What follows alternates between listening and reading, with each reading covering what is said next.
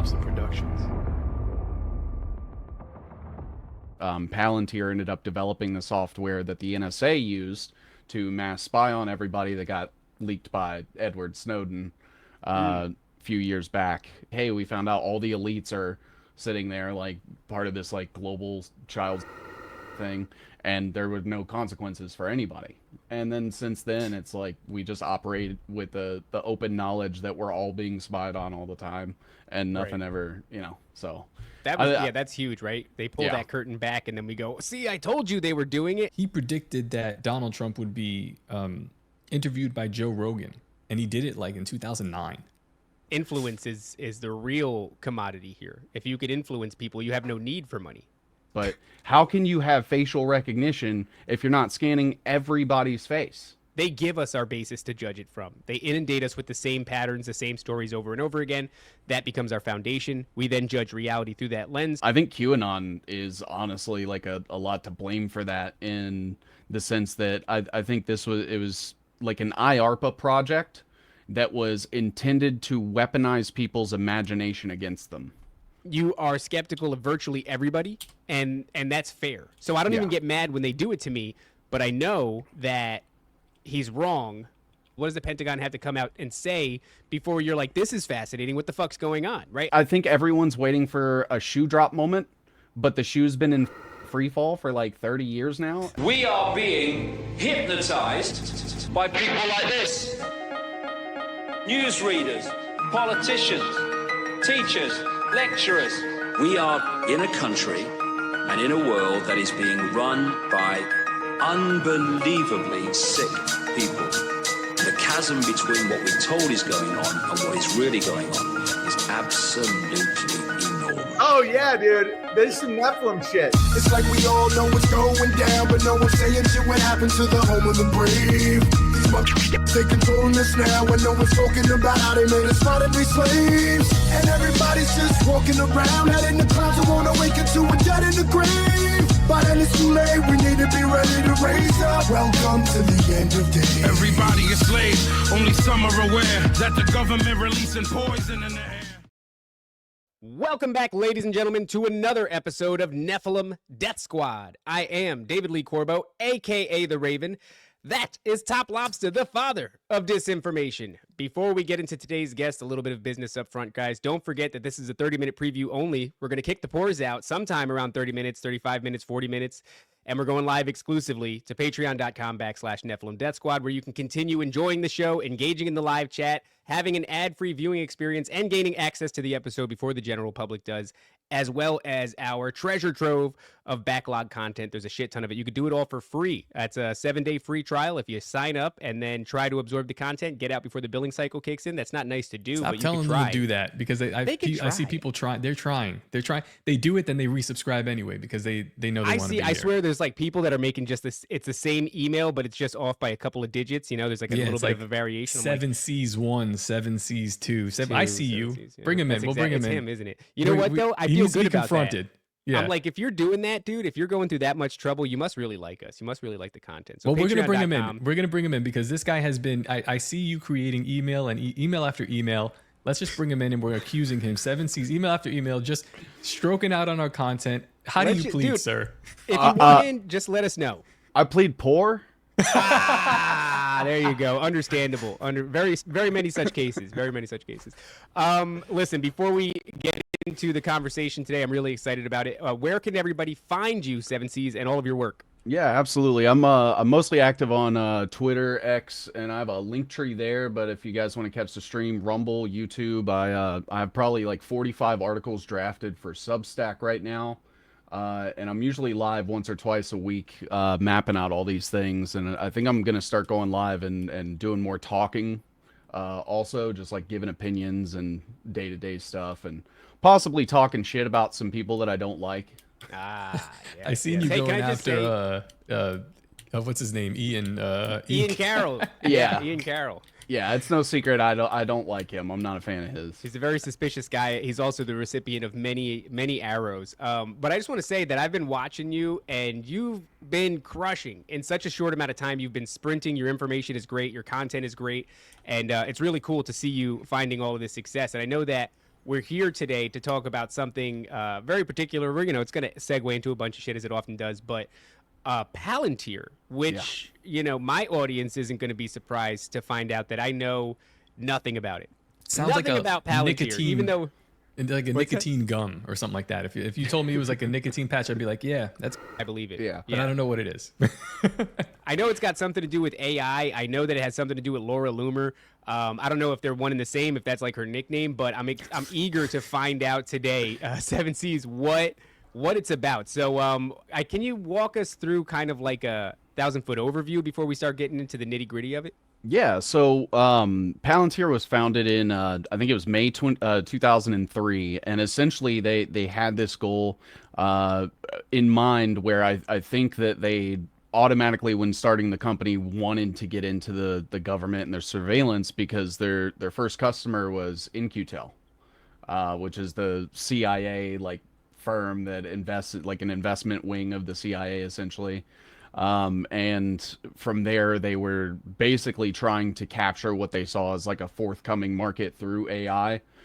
So that they like put all of their work in on AI and massive data collections. Palantir ended up developing the software that the NSA used to mass spy on everybody that got leaked by Edward Snowden a few years back. And essentially since then, it's an AI that is focused on basically just aggregating and collecting as much information as possible, and then sort of spitting it back out in whatever way that you need. So if you need to like search through that information for certain types of information or categories, or filter through things, or homogenize data sets and things like that, that's what it's very, very good at.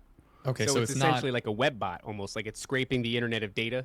Yeah, where it gets a lot of its power is the amount of access that it has, through working with like various intelligence agencies, government contracts. I mean, they're like a global company working with multiple countries to do intel surveillance, basically. And why has this suddenly become such an area of interest, given the fact that like right now we're saturated in different AI models that do a pretty similar thing? I don't know if any of them are, I almost assume all of them are collecting data in one way, shape, or form that these 3-letter agencies are then gaining access to and using for their benefits. Why Palantir? Why specifically that one instead of one of the many others? Yeah, I think it has a lot to do with like the relationships that have been built over the last like 25 years or so. Elon and Peter Thiel were partnered together in 1999, and essentially from there, Peter Thiel over the last decade, 2.5 decades, has been funding movements on the left, movements on the right, politicians, various companies, especially big tech companies. He's basically like a VC guy that will just throw money at shit. He has this thing called the Thiel Fellowship that he gives out that basically says, hey, if you have something like really cool or really interesting that you're working on, I'll give you money, but you have to drop out of college. And he did that with Vitalik Buterin when Vitalik was starting Ethereum. Like all the way back then. Yeah. Yeah. That's different. Interesting. Yeah. Why have them drop out of college, I wonder? Is that drop out of college and then come work for me? Because college is useless, dude. Yeah. Right. Is that what he is? He's like, you're a fascinating mind. If I let you go through this process, you're going to be in a matter of like 3 years. Yeah, that's essentially, he's like, hey, just drop everything you're doing. You're going to basically work on this for me. And then when it launches, I'm going to make a bunch of money. Fascinating. Yeah. My only awareness of Palantir was I saw somebody in the chat say it. It's literally a and I wonder if they named it after this or if there's more to the word Palantir. It was like an orb from Lord of the Rings that had sister orbs, and if you looked into the orb, you can see what was happening in any of the other orbs. It was like a crystal ball of sorts, and it was incredibly powerful. And in the films, I think Sauron ends up, who's like the big baddie, ends up, using this Palantir system and to basically be omnipotent in some way, shape, or form. So it's interesting that they should call it that. Yeah, actually, like a lot of the companies that Peter Thiel has are named after Lord of the Rings. He has there's this company called Anduril Industries, and I think someone told me that's like a sword in Lord of the Rings or something. He has Yeah. Damn, Yeah. that's interesting. He's just like a big fan of. I mean, I get it, those movies, but Yeah. Yeah, I mean he like the Teal Fellowship is like Fellowship of the Ring. He has Valar Ventures, Mithril Capital. He calls Founders Fund the Precious because that was like That's- his original. Yeah. that's fascinating. That kind of makes me like him. Except I saw a tweet. I think it was from him, unless it was edited. But he said something to the effect of like accusations of being a. When he was in college, he slept with underage girls. Does that make him a? Am I remembering that right? Am I the only one who's unless I'm totally making some shit up about Peter Thiel? But I remember seeing a tweet recently from him, and everybody was like, "Dude, you should delete this tweet because that doesn't look good at all." It was like something about. Are you an talking about admission. Elon Musk? Was it Elon that said that? I It's don't even po- know what's real anymore because of AI. We've I gotten will to s- this place where it's so confusing. I will say I'm like 99% sure that Peter Thiel's. It was Peter Schiff. Oh, Okay. Peter Schiff, my mistake. My mistake. Different- That's I see. different Yeah, somebody Jew. said, "Poor illiterate Raven, the books are better." I simply can't read, and so I'll never know if the Lord of the Rings books are better because each one is the size of the Bible. I can't read it. I can't do it. But yeah, Peter. Now he's not like, free of controversy or anything. Gawker actually. So Gawker broke this story that Peter Thiel was essentially trying to like fuel these ventures that were harvesting blood from like younger people so that they could infuse it into older people to Yeah. rejuvenate them. It was called Ambrosia, and then essentially Peter Thiel like tried to get them in trouble and shit. And when he couldn't really do anything about it, Hulk Hogan sued Gawker for the sex tape leak. Do you guys remember when Hulk Hogan's Yeah. sex tape leaked? Yeah, so dude, who doesn't remember? so when Hulk Hogan's sex tape leak? So that leaks, and Peter Thiel bankrolls the legal representation for Hulk Hogan until Gawker is forced to go out of business Holy shit, dude. in retaliation. Yeah, Peter Thiel bankrolled the entire thing. So what happened? They just like dragged it out through And, such a yeah. long process and drained them of funds. Yeah, Wow. yeah, Damn, and that that's was interesting. So Hulk Hogan's sex tape was a bit of like a Trojan horse. yeah, and then now you see why Hulk Hogan was brought out in the last election to come out and parade on stage and rip his shirt off and all that. Peter Thiel was like, "Hey, you remember when I did that favor? You need to come in and." He also had his say, brother, I got you. Yeah. Hulk the Hulk had Hulkster's a- got you, brother. Yep. Hulk had a bit of a humiliation ritual as well. I don't know if you guys remember. I don't really watch WWF or WWE anymore, but they had brought him out. I guess it's just like poor booking, and Yeah.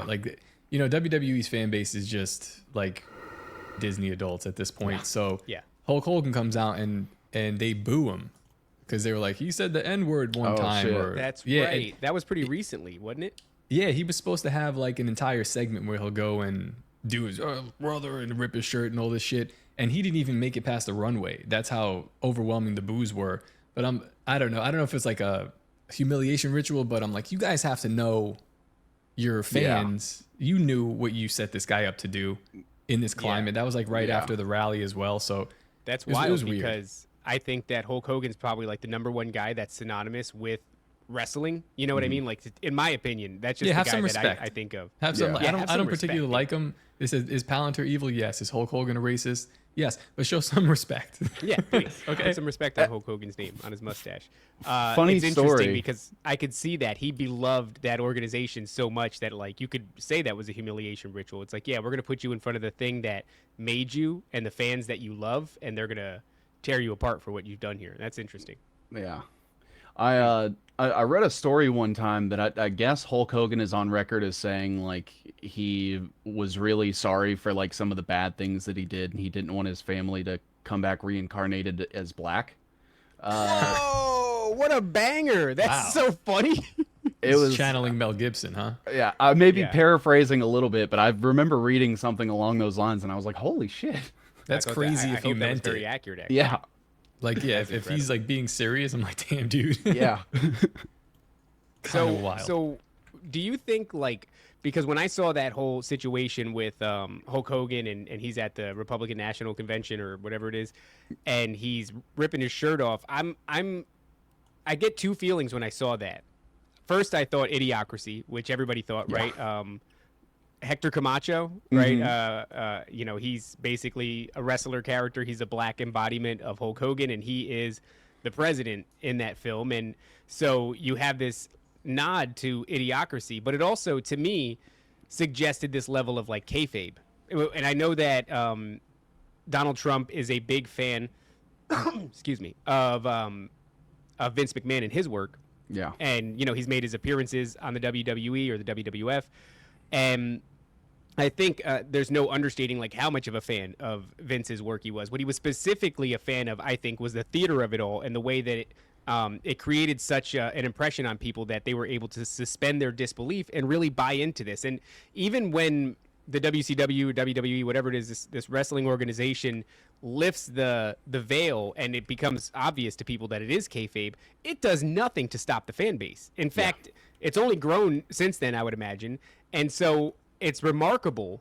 It says something about human psychology and the ability to capture an individual's attention with a compelling storyline and to keep them distracted. That is my feeling as to why Donald Trump is such a fan of what Vince McMahon has pulled off. I think he probably sees it as masterful. And so given their previous relationship, and then given, you know, this situation where Hulk Hogan is on stage and he's ripping his shirt off, I am forced to go into this place where I say politics at the highest level is nothing but theater. And to me, that was like a tell. Like every once in a while, and I don't subscribe to the ideology that they have to tell you. You ever see people say that? Like, they have to tell you. I don't know if they have to tell you. They might have to tell you, but maybe they think it's funny to tell you. I don't know. There's a number of reasons why they would break kayfabe occasionally and let you see behind the curtain. But so you're drawing this parallel that's like kind of interesting because it leads back to whatever Palantir is. So the parallel right now is you have Elon Musk and Trump breaking up, kind of like, you know, Top Lobster and Clint breaking up, but that's real shit. This is weird. It's a weird one, although it's a crazy allegation to throw, right? Like usually the theater we'd get from these people would be a little bit more surface level. When you accuse somebody of being on Epstein's island and covering it up with the files, like that is heavy. And I understand the theater, but I'm just like, whoa, like we're at the point in the theater where we're playing for keeps a little bit. Like one of the characters has to get eliminated. You know what I mean? That's kind of what it feels like. We're ready to remove one of these guys. But it comes on the heels of that the Big Beautiful Bill, which is incorporating Palantir in it. That's kind of, but that's not Elon's problem particularly. Maybe it is because he's not going with Elon's AI. Maybe that's at the heart of it. But Elon's, you know, saying, "Oh, it's wasteful spending." These are fake dollars anyway. This is very hard for me to get behind the libertarian train and say like, "Wow, the trillions of dollars." It's like, dude, they're just printing it. It's a waste. But what else is behind it? So what do you think is going on there? Because there's a lot of layers of fuckery, I guess. Yeah. It is always hard to say exactly what's going on behind the scenes. I'm never gonna, claim to be like some clairvoyant or something like that. I'm just a guy in his room trying to make sense of everything, man. And I think that what we're seeing kind of is a revelation of the method and somewhat of like a demoralization thing.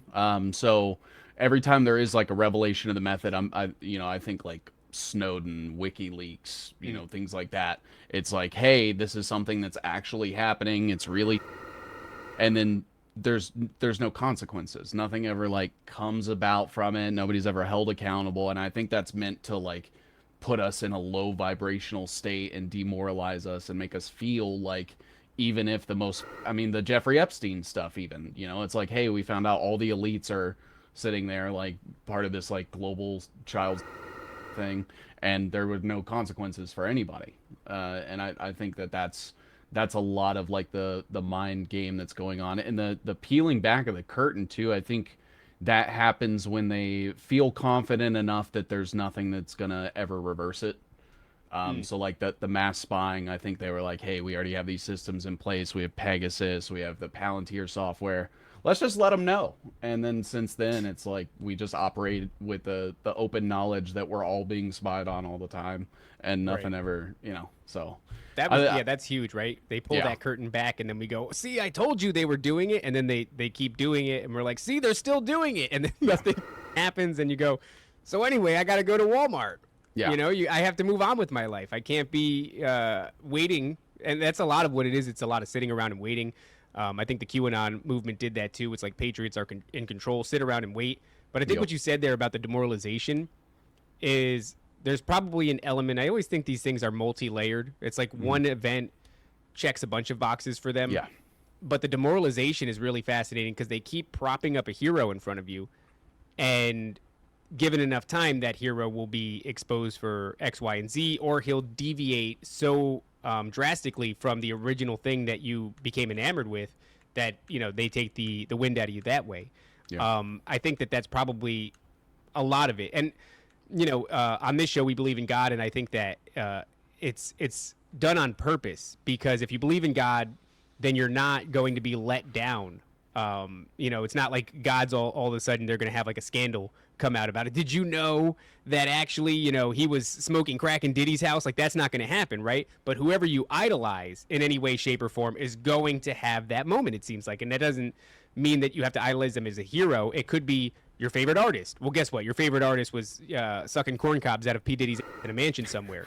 Or, what about, Donald Trump? He's based. He's going to do the thing. All of a sudden, now he's potentially on the Epstein list. And all of a sudden, think that's a huge thing. You can't downplay that demoralization. That's been something that's been floating around for a long time. And my stance has always been like, okay, if you like prove it, like show it, and then I'll be like, yeah, well, him. I mean, him for a couple of other reasons too, but like, if that's been out there. I'm just saying, like, it's not. Yeah, it has been. There's been whispers of it for a long time, but I'm almost wondering, because you look at Elon and Trump, and what's happening right now brings me back once again to remember when Elon started spurging out? It was like New Year's.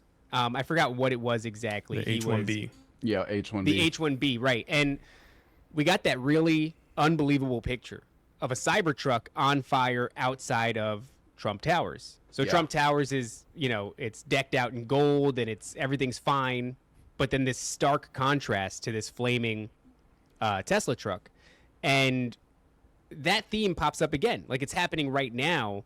And I said that, like, we popped it on a t-shirt. Top's probably going to pull it up right now. We called it PSYOP season because we were so heavy in PSYOP season during that time. It feels like the same thing is happening now, almost like they, predictive programmed you to have this start. There it is right there, PSYOP season, right? So that picture, picture, right? Like, just it's a great picture, dude. It's a great picture. In fact, it's so great that I have my doubts about its, veracity, its genuineness. Yeah. And but here we are again, where you can take that image and you can hold it up to what's happening right now, and it very much looks the same. So Elon is on ketamine and he's freaking out, and he's levying these accusations against Trump, and it's just PSYOP season. That's how I feel about it. So I don't know. To me, it feels like. And then what happens recently? Maybe 48 hours ago, Elon tweets once again this really famous line. The most entertaining outcome is the likeliest outcome. Mm-hmm. That's what he says. And I'm like, this is Hector Camacho. This is Hulk Hogan. Yeah. This is PSYOP season. This is that picture that you just showed. A lot of fun. It's a lot of fun, dude. It's so much fun. It's so much fun. Do you think I'm looking too closely at that, Seven? Like, or do you think that this is theater? I mean, you guys can go to my Twitter profile and see my like banner up at the top, where it says it's all fake. And that's like everything. I think we're, kind of being corralled by like a 6,000-year-old death cult. And I don't think they have like it all mapped out or any. I don't think they're like, hey, 20 years from now, this is going to happen and then we're going to do this. But it's like, hey, let's throw a bunch of shit at the wall and see what people pick up on and what resonates with people, what we can push through the algorithm that makes it seem organic, generate conversations and shit. And I think that was one of those things. They were like, hey, let's. Are you aware of Cliff High? He's one of our probably like we talk about 3 people all the time on the show. He's one of them. There's literally people that are fans of the show that are drinking right now. Yeah, they drink. into a drinking game. They're like, every Jerry time he Mozinski, mentions this, got to drink. If Raven mispronounces a word, they drink. Yeah. Jerry Mozinski and Cliff High. So And if I make up a word, they drink too. Yeah, they're drunk right now. shit. But do you know who he is? She's like, oh shit, it's a party out here, dog. Yeah. No. He's a guy. He's like, actually, I enjoy him as a conspiracy theorist. You should look into him because he's like the conspiracy theorist. And he has ties to the CIA, of course. but he's still a lot of fun. Can't we just have fun? His work is cool, dude. And he has this web bot. It's like an AI web bot that scrapes the internet for data. And he's been using it for like 20 years or so. And he's been able to predict like these major events using this web bot. He takes it extrapolates like emotional language from articles and headlines and things like that. Just any dialogue too, like even dialogue between individuals on public platforms. Well, yeah, and imagine it's his own private thing. So you could imagine the scope of information that this thing could garner. Yeah. Not very big, but enough. And he predicted the last Bohemian Grove. Shout out to Bohemian Grove. Get your tickets. It's still on. He predicted that Donald Trump would be interviewed by Joe Rogan, and he did it like in 2009. But oh wow, he thought it. Yeah. So his web bot was giving him the language of like it'll be like a TV show almost like. And he actually took it. He sent coordinates. I don't know how remote viewing works, but he anonymously sent coordinates to Dick Algier. He's one of the top remote viewers. Dick Algier actually drew a picture of it's Joe Rogan sitting in a chair. It's crazy because his feet don't touch the ground, and across from him is Donald Trump, and he just writes all these things like very serious is what they're talking about here, and like all kinds of crazy shit. But this is well before this should have happened, you know. So that's just one of the predictions that he's done. But it gets me to thinking about Palantir and what they're doing. Like you're saying that they're manipulating the culture and the way things are moving. Well, if you have an AI bot that it's not doing, AGI, it's not doing like personality stuff. It's just getting information and it has such a wide net. You don't think that they're doing that? Like predictive algorithms, and then like I think they could, like you said, they don't know exactly, but they can see which way things are going. And Elon will nudge. He'll give the ball a nudge, and then things are going in this way again. And I'm sure that they're using these AI bots to predict that stuff. And they're like 35 steps ahead, 33 steps ahead, probably. And I bet you that there's things that they can do to consolidate those potential outcomes. So if you start with a potential 10 outcomes, and you can kind of engineer the culture one way or another, you might be able to whittle that down to 7. And then what about 4? Can you do that? Can you whittle it to, and then you can start to predict the future with some real staggering accuracy. And that's where things would probably get real crazy. Well, I think, last time we were on here, we talked about and how it sort of became like the mental health industry, essentially. Yeah. I think that with all of the infiltration that they've done there, as far as like they have how many psychologists, psychiatrists, behavioral scientists, and things like that, PR guys that could maybe get like a movement going through like a nonprofit or something. Like, I think that's what we're seeing with like that No Kings protest thing, where it's all these nonprofits, they're all funded by like Soros and different like left-wing shit. Nothing new under the sun. It's the same shit from Black Lives Matter and everything else. Yeah. And I mean, you have the exact same kind of machine on the right, with mostly like institutes and things like Cato Institute, Heritage Foundation, shit like that. And they essentially will like get together with like think tanks and shit. So even more people that are like, hey, how do we get this outcome to come about and shit. And it's just networks of those and people doing those all the time. So it's like PR guys, like mental scientists, and then intelligence agencies and the government all working at the same time to like get this shit together. It makes sense because, man, if you can corner the market on predicting the future, I mean, tell me another thing that any sort of agency or industry would have more of a vested interest in. It's the one thing that we've not been able to do. Space, fake space. Yeah. But I mean, that to me is like, if that was even a potential, they would dump incredible amounts of resources in it. And if you think back to, we've been talking quite a bit about the telepathy tapes and, Well, and they all have this crazy right, shit. David? Like What's that? and they have 500. Was it 500 million? 500 billion? 500 billion to just Operation Project Stargate. Yeah, Project Stargate, which is the same name again. So we're talking like if you want to draw it back to it's the same name as the remote viewing program in the 70s. It was just Project Stargate or Operation Stargate. They don't even have the nerve to change the name. It's very disrespectful, and I don't appreciate it. It's a banger of a name. It's a banger of a name. You mean to tell me that you can't recycle it? I mean, honestly, if you've got something and it looks promising and you want to call it Stargate, are you going to call go? It these motherfuckers in the 50s did Project Stargate. Like Project Stargate 2, the revamp. Like I do something a little bit, but it's very. I just think it's disrespectful to not even. They're not even trying anymore. They're not skinning it nice, and that's that not shit, nice. man. They're like, we're saying if you could corner the market on predicting the future, you would dump incredible amounts of resources in it. And then you look at how many resources, monetarily and how much manpower and all these different things that they're dumping into the potential for psychic abilities, which is similar, right? So you look at all these 3-letter agencies, and they seem to be obsessed in one way or another since the 40s and 50s with trying to, create dissociative identity disorders, open it up to suggestibility, right? A Manchurian candidate kind of a deal, or potentially go even further and uncover latent psychic abilities. You have the men who stare at goats. You have all these different things. They obviously have a vested interest in it. And it's because it's like, damn, dude, if you could do that, if you could figure out how to corner that market, it's game over. For your enemies, it's game over. For your finances, it's game over because you could capture everybody. If you can predict which direction they're going to move in, or if you could influence which direction they're going to move in, and you could at least see which one is the most promising, then you can start to set up apparatus to then benefit financially and otherwise off of that future prediction. So, of course, they would, do that. And the fact that they are doing it suggests like it's a real possibility, right? Because at some point you would hit a stopper and you go, this isn't viable, so let's pull out. But they haven't done that. It's only gotten more and more over the, how many generations? The real worrisome part is like you threw in financial, and that's like I don't want to, I guess I will black pill, but like like whenever I hear that, like they're going to benefit financially, I'm like, I don't even think they care. They just print the money.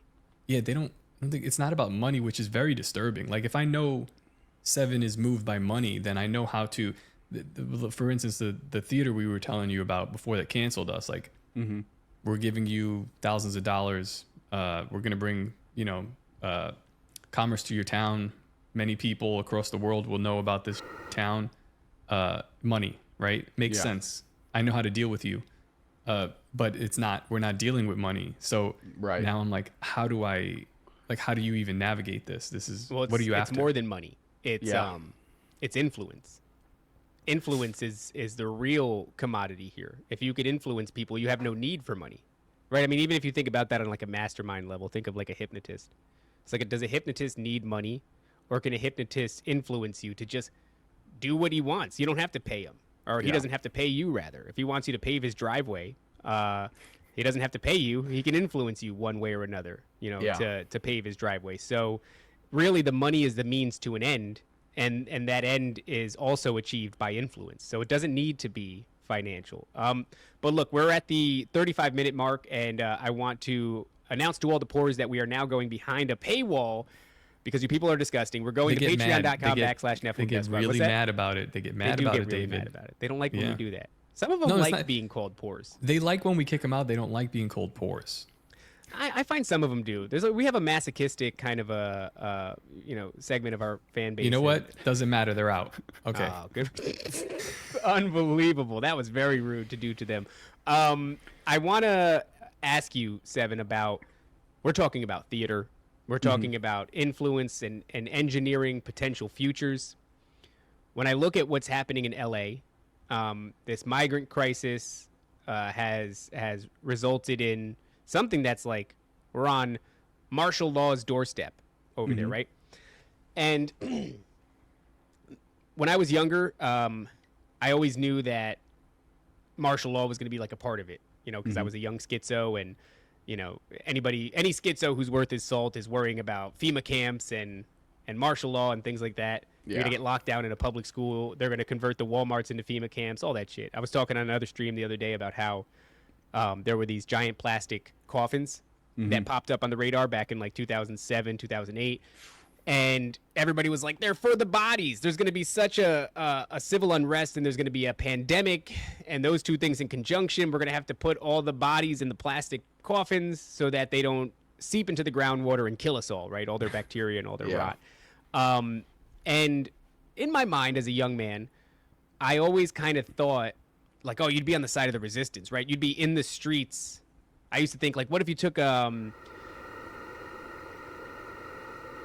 And then what if you threw that balloon at somebody that was, like, you know, marching down the street, and then you, like, somehow lit it on fire? You can't do that. It turns out that the balloon would also be eaten, and it wouldn't hold it. A balloon's not a good mechanism for it. But either way, there was always these, like, delusions of you would be on the side of, you know, the rioters. And certainly we were given that narrative in music videos. We were given that heavily in video games. Some of my favorite video games, Infamous was one of them. It was a PlayStation exclusive, and you basically existed as a guy with superpowers in a, not a post-apocalyptic, but a post-Civil War societal breakdown where martial law was implemented. And you were the only person who was able to move around freely because you had powers. Everybody else was fucked. And so we're engineered by this. It's predictive programming, right? Over and over again. It's in your movies. It's in your music videos. It's in your video games. So in the meantime, while they're inundating us with that predictive programming, they're also giving you emotional leverage, right? They're leveraging you emotionally. They're showing you children in cages. They're telling you things like, why should borders exist? We should be free to go about wherever we want. And they're appealing to low information, high emotional voters. So what they don't realize is they go out and then they vote for the very migrant crisis that we find ourselves in today. And then when you see it happen, you go to that kind of predictive programming and you go, I've seen this before. So it all feels organic. It all feels real. I've seen this a million times. I'm used to it. Then you just pick a side.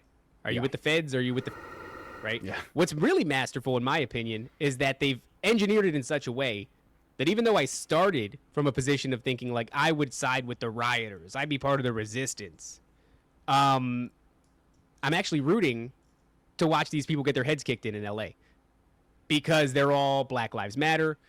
They're all LGBTQ this. They're illegal migrants who have come here, and they're destroying, you know, an American city, which is like, you know, you've come here illegally and now you're destroying the city. So there's all this disdain that everybody has. I didn't see that coming, but it looks to me like this is a really long game to get to this point where they engineer these sentiments and they file you into a false binary. Are you with the leftists or are you with the feds? It's masterful to get us to root for the feds, but all of this feels engineered. Does that resonate with you? Yeah. I think that's what we've sort of seen kind of come to play over the last like 10, 15 years of politics is you'll have people that will champion things that resonate really heavily with people on that emotional level, like you're saying. But then they'll have other stances or policies that are like, well, but I also want to, let, AI take over and all these things. Or, they may be, like anti-climate change hoax, but then they're also pro-Israel. And it's like, you have to choose which ones you want to stand on. And I think it does ultimately come down to, hey, are you wanting to, are you pro chaos or pro order is essentially what we're being forced to choose a side on. And I mean, it's no secret that like Soros is there to fund the chaos, and then all the right wingers like Peter Thiel and things like that are there to fund the order. So that's exactly what's playing out here, and it's just working. And it's kind of shocking. Jordan Peterson, when he wasn't addicted to benzos, he spoke in depth in detail about that, like extreme chaos, and on this side you have extreme order, and you don't want the extreme order but he's right though. It's the book Maps of Meaning. No matter how far from grace this dude has fell, it's correct. It's a great pathway for what we're looking at right now, and that extreme order, I never imagined it to be like that's extreme. An AI that will file everything that's on the internet to predict algorithms and patterns is way more extreme than just like he was talking about like Nazi Germany. Like that's order. When white people are like, we've had enough, we're going to make order. That is pretty extreme order as well. Although sometimes I guess you need to do that. But man, we are like fields beyond that. It's terrifying. Yeah. And it sucks too, because at the end of the day, I feel like the migrant crisis is entirely the fault of the government, but the blame is being placed on people. And it's like, none of us are importing thousands of immigrants a day. None of us are putting them up in all these fancy. It's all the rich people, and it's the government and all these NGOs that are getting grants to like import these immigrants, and it is all specifically to like stoke this emotional tension and be like, hey, we need to get ICE and border control, and we need to have facial recognition. So and that's what's weird, is that they're trying to posit it as though they can only spy on the illegal immigrants, but how can you have facial recognition if you're not scanning everybody's face? Yeah. Yeah. How do you differentiate? And so it is that interesting thing where it's, you know, the government has brought these people in like very systematically with this goal, and then put them in all of these positions like with the H-1B visa stuff. That's all the government's doing. Yeah. And then everybody gets mad at the immigrant. And, you know, granted, I will say, like, you know, I think that if we're all going to play by the rules, then we should all play by the rules. But it's also more the fault of the government than the immigrant. And I'm like, why aren't you guys mad at the people bringing everybody over? Right. You know, Well, if we got rid of that, we'd, you know. It's I such think a I know why. boondoggle, right? Like, Yeah. where do you begin sorry, to a untie what? the knot? I said boondoggle. That's a What that's the a hell good does word. that mean, dude? It's a word. It's a real one. Don't drink. You're making people. shit up right on the It scene. is Who do you real. think, who do you think you No, are, me? see, It Seven is looked real. at me. Thank I've you. Not looked real. it up No. before. You guys It- did you it's- agree to gaslight me? Is it's- that what's it's- happening here? You know those like little keychains that people used to make out of like the little plastic bands that Yeah, they would you braid them. That's like a type of boondoggling. Yeah. And then he Now said. it's a Then verb? he said. Dude, wait. Boondoggling. Yes. Yeah. And then No, he no, said no, no. Israel. Then he said is real or Israel. I'm not quite sure, but I'm. Boondoggling. Get the out of here, guys. On my own show, you lied to my face. Let me see. Boondoggling. A waste money or time on unnecessary or questionable. What the? It's a boondoggle, right? Yeah. That is Yeah. silly. That's a So, silly. yeah. Why not just say waste of time instead of Yeah. making up words and then You having could AI say- alter Google right before my eyes? She boondoggling is apparently. That's the what they're feminine doing term. out. That's Black Lives Matter. No. I'm so sorry. Sorry. Okay. Oh okay, my God. Focus, David. I'm sorry. All right, Focus. please. Continue with your boondoggling. What the? You don't even have anything to say after that. You just wanted to say boondoggling. You didn't have a point. I was making the point that because like Seven said, it's like they've created such a mess that it's like I've done it before. Like your kids, I don't know if you've got kids, but like they like house is clean, they throw shit everywhere, and you look at it and you go, oh my God, where do I start? Yeah. That's kind of what I feel like when you look at the the migrant crisis, and among everything else is on fire as well. So you're just looking at this year, you're like, where do you begin? You know? Well, speaking of the AI tech lords, I think much of what's gotten us to the point where we're blaming the migrants, because it is worth saying some of these migrants will come over here and if they get on camera, they'll say, we were promised jobs and houses. Like they came and said, come to America. There is opportunity here. We have homes for you. We have jobs. And then all of a sudden they show up. They're given a cell phone and some sort of a prepaid debit card, and they're put into a hotel and they're just in limbo, you know, for perpetuity. And so there is something to be said about that. I don't think these people are just, some of them probably are, some of them are insurgents. It's a mix of things, but many of these people are given promises. Yeah. You know, you live in a third world country. It sucks.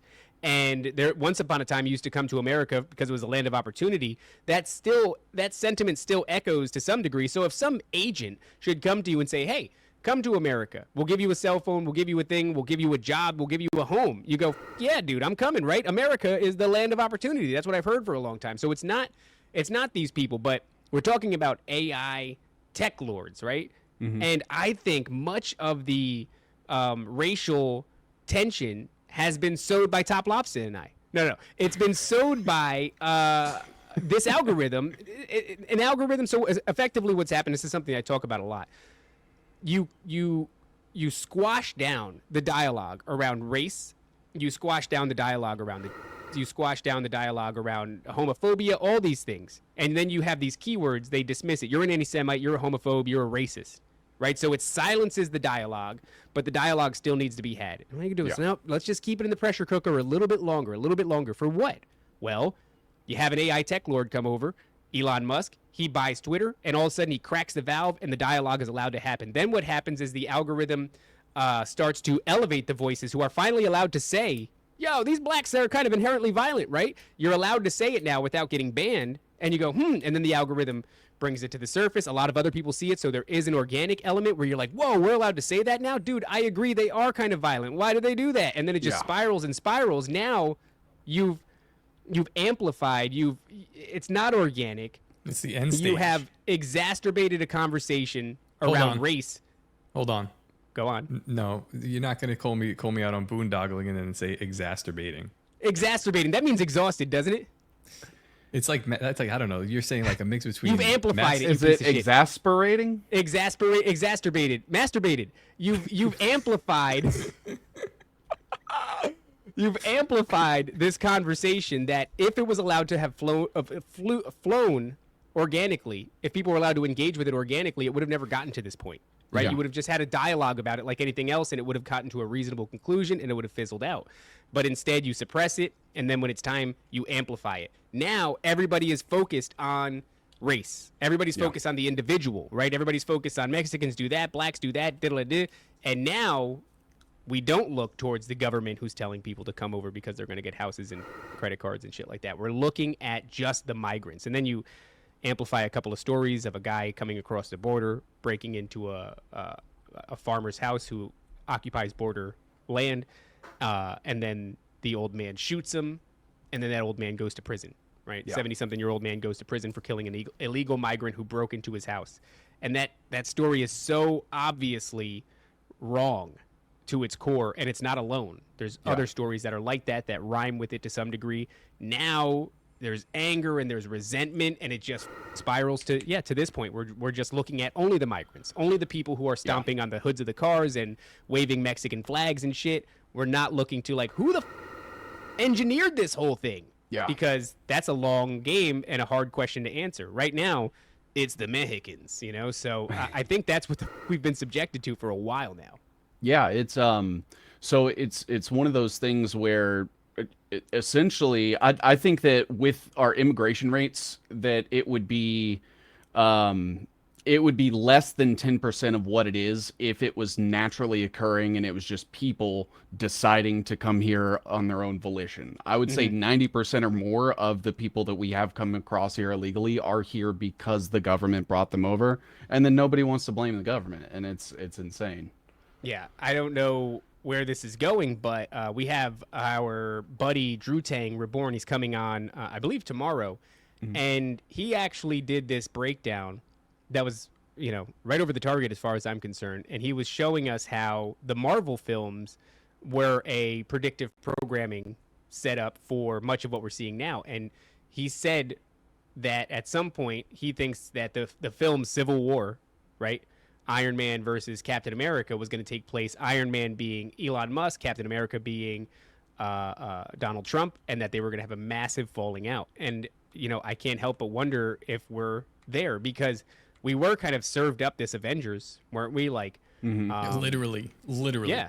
You got Donald Trump, you have Robert Kennedy Jr., Elon Musk, right? Everybody who's surrounding him, Black Widow, what is it, Tulsi Gabbard? There's like all these would-be heroes.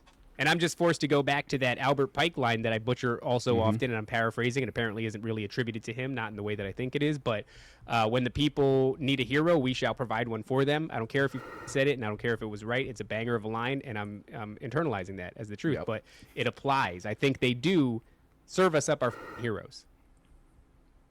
Yeah, I think the Kabbalah is always something that I go back to, and like the duality and the mysticism. And they always have to have, those two sides where you have someone to root for and someone to root against on both sides of the fence, essentially. And the chaos, the order, and ratchet effect, I think, is a big thing too. Ratchet What do you mean effect. ratchet effect?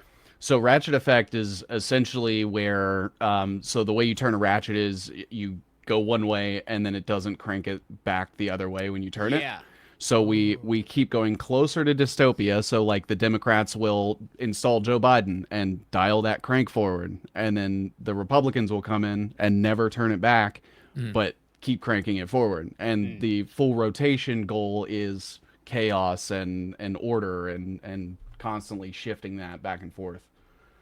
I think that's a great analogy for what we're seeing. I also think that when you look at going back to Donald Trump's like appreciation for kayfabe, let's say, you know, I guess in the greater scheme of things, it's wrestling, but I think it's the kayfabe that he likes. And what works so effectively in the wrestling world is when a character starts off as a heel and then eventually comes back around, and I forget what it is. It's like they call it the baby face or something, and that's I don't think that's such a great term, but he becomes the hero, right?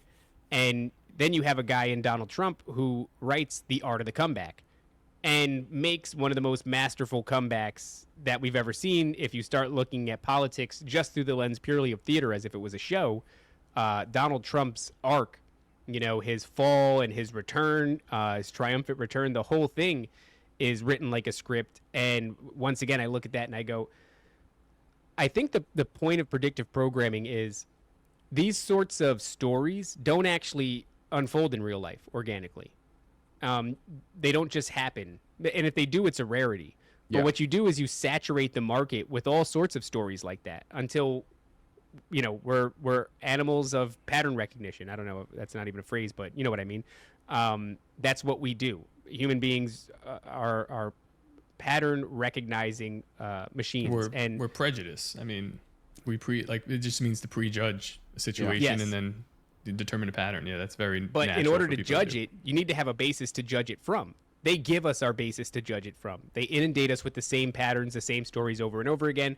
That becomes our foundation. We then judge reality through that lens. So when something pops up that is too good to be true, we don't even realize it because that's all we see is shit that's too good to be true because all we see is fantasy. So when Donald Trump writes The Art of the Comeback, starts off by playing the heel, is wrongly persecuted in the public eye for anybody with critical thinking skills to see, right? Everything that was levied against him ended up falling apart. They're trying to impeach him on paper-thin accusations that don't hold up, but now he has this shiner, this scar on his record, and anybody who's really paying attention goes like, that's not fair. This is just a guy who says bad words, you know, or mean words, not a guy that's bad for the country. What are you saying, Top? You mentioned like him having a shiner, but Elon had a black eye recently. We haven't spoken about any of this stuff, so I don't even know where to put that. I just saw it and I'm like, oh, join the club, right? But could be something else. I'm not quite sure. And it's right where before you he put pivots and he does this really wild thing. Like I don't know where to place that. It all seems interesting. Yeah, I think a lot of this, especially where we're seeing where it's, you know, people are coming to different conclusions or you're not really sure like what sense to make of everything. I think QAnon is honestly like a lot to blame for that in the sense that I think it was like an IARPA project that was intended to weaponize people's imagination against them. IARPA, what's IARPA? So it's like DARPA, but information instead of defense. Interesting. Yeah.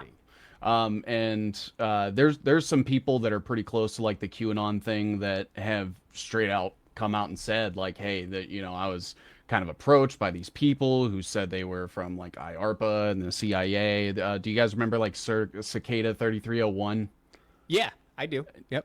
That was allegedly, according to those people, like that project that was sort of meant to test the waters with that and say like, hey, solve these puzzles and things like that. And then all of a sudden we start getting very vague drops on 8chan and shit. And it's just, hey, why do we have to work out all the details when people will just do it themselves and they'll come to their own conclusions. And, Dude, that Cicada thing, because Cicada was the actual LARP, right? That was the one that was like definitively a LARP, and it was like an IRL live action role play, right? Where it was like the consequences and the theater and the fiction all took place in the real world. They dropped this cryptic message on the internet, and then they just back away from it. Yeah. I love it. Like they drop this really deeply encoded whatever it is on the internet, and then eventually people like us who are internet sleuths who want to start digging, who are already skeptical of the official narrative, they latch onto this, and it's like you scratch a little bit and something reveals itself. Yeah. And then you go, wait a second, what the is that? And then you scratch a little bit more, and there's more encoded message. Then all of a sudden it becomes, you become enamored with it, and a community gloms onto it, and it takes a life of its own, and it's the precursor for, I would say in very many ways, QAnon. Yeah. Man, Yeah. that's fascinating. Yeah, and there's a couple people that are wrapped up with that. I believe it was Manuel Chavez. He goes by like Defango or something, but he was associated with this thing called Shadowbox with a guy named Thomas Schoenberger and Trevor Fitzgibbon. Now, Trevor Fitzgibbon is a PR guy that used to be on the left, and like he did work for like Obama's 2008 campaign. Trevor Fitzgibbon does like a lot of stuff with Mike Flynn, and he also handled the PAC that ran RFK Jr.'s election campaign.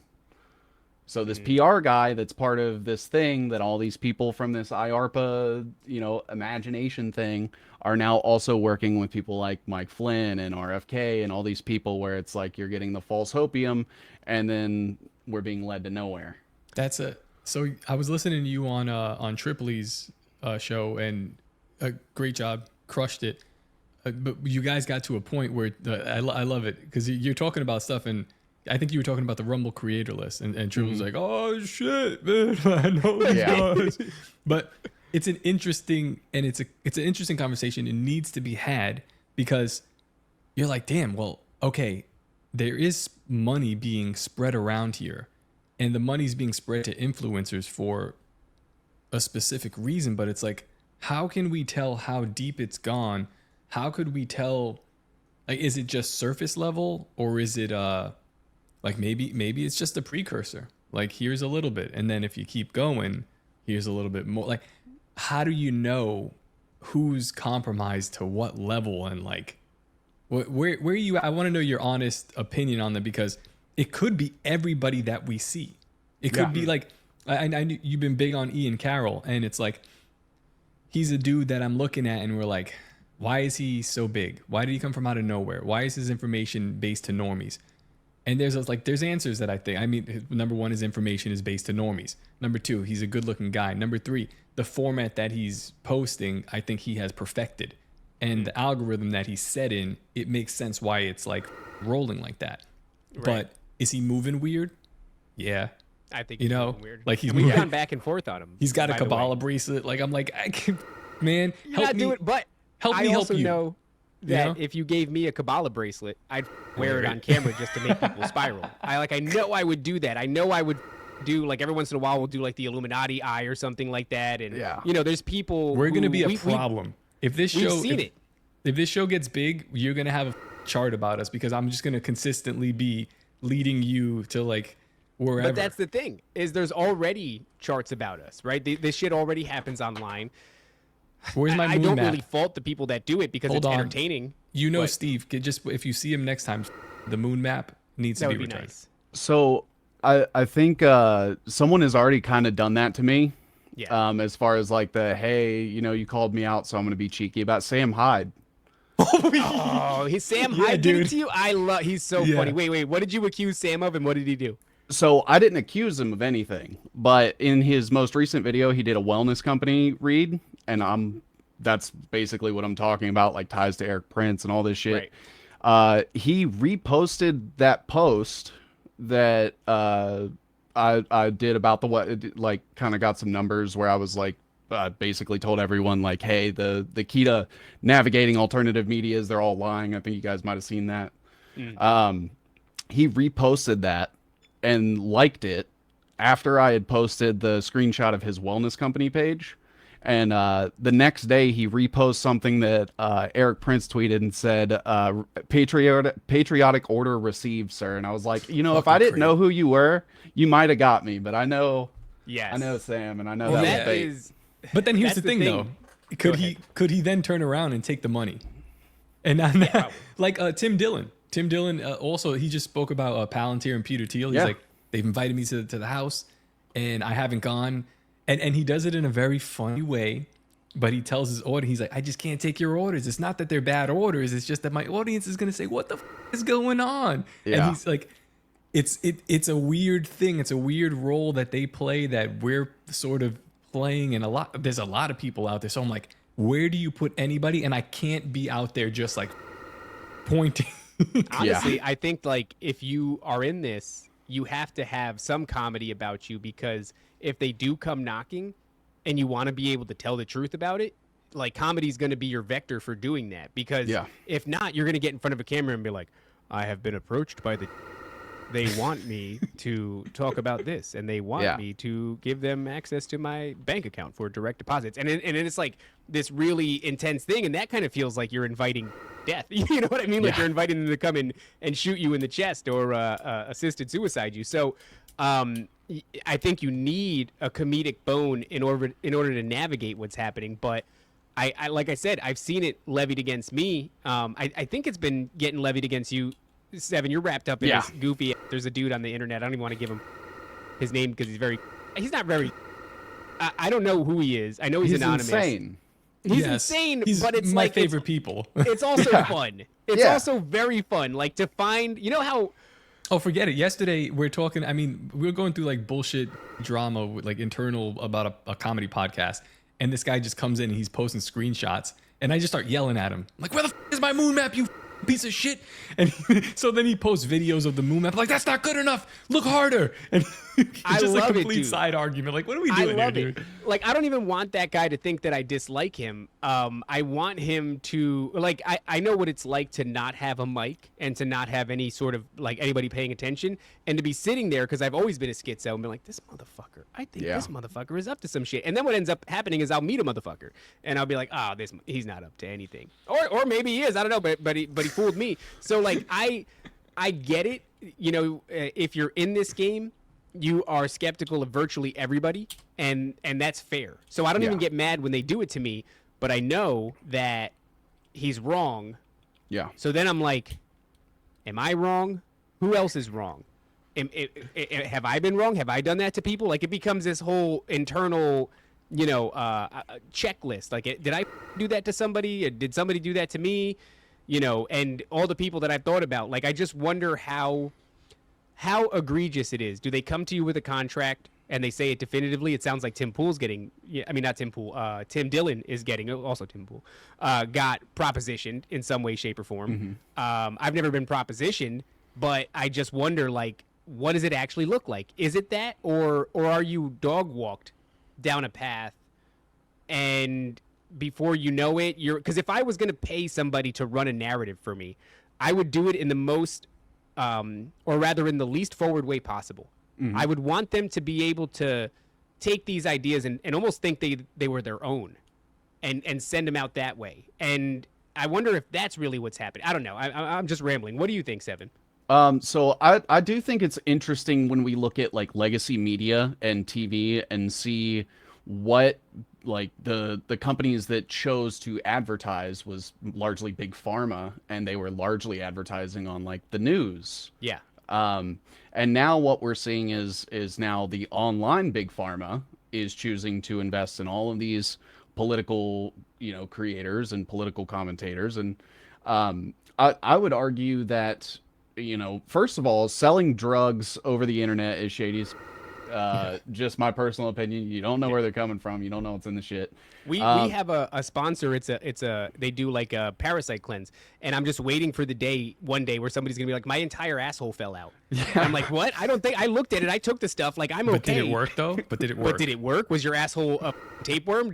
Was it actually a tapeworm? But you know, we've had a relationship with them. We know them personally. Like, we've hung out. We know these people personally. We've also had dinner with them.